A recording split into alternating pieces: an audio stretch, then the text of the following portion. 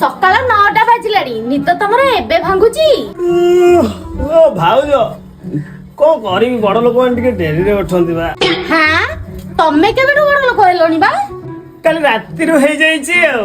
କାଲି ରାତିରୁ କେମିତି? କଣ ହେଇଛି କହିଲ ଭାଉଜ? କାଲି ରାତିରେ ମୁଁ ସ୍ୱପ୍ନରେ 2 ପ୍ଲେଟ ବିରିୟାନୀ ଖାଇ ଦେଇଛି ଆଉ। 2 ପ୍ଲେଟ ବିରିୟାନୀ ଖାଇଲେ କି ବଡ ଲୋକ ହେଲାଣି? ତମେ ବି ନା। ହୋ ଭାଉଜ ତମେ ବୁଝିପାରୁନ, ମୁଁ ବଡ ଲୋକ ହେଇଯାଇନି, ମୋ ପେଟଟା ଟିକେ ବଡ ହେଇଯାଇଛି। ହଉ ହଉ ଆପଣଙ୍କ ସ୍ୱପ୍ନ ଦେଖା ଯଦି ସରିଲା ବଜାରକୁ ଯାଇ କେଜିଟି ଟମାଟୋ ଆଣିକି ମତେ ଦିଅ।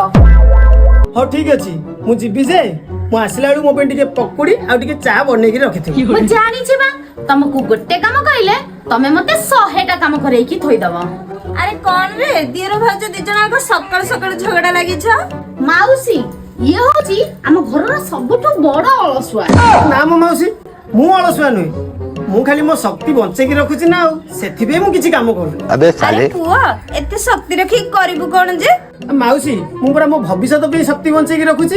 ହଁ ଏ ଜନ୍ମରେ କିଛି କାମ ନ କରିକି ଭବିଷ୍ୟତ ପାଇଁ ଶକ୍ତି ବଞ୍ଚେଇକି ରଖୁଛ ନାଇଁ? ହଉ ଠିକ ଅଛି ଆଜି ଯଦି ତମେ ବଜାରକୁ ଯିବନି ତାହେଲେ ଦିପହର ଖାଇବାଟା ତମର ପୁରା ବନ୍ଦ।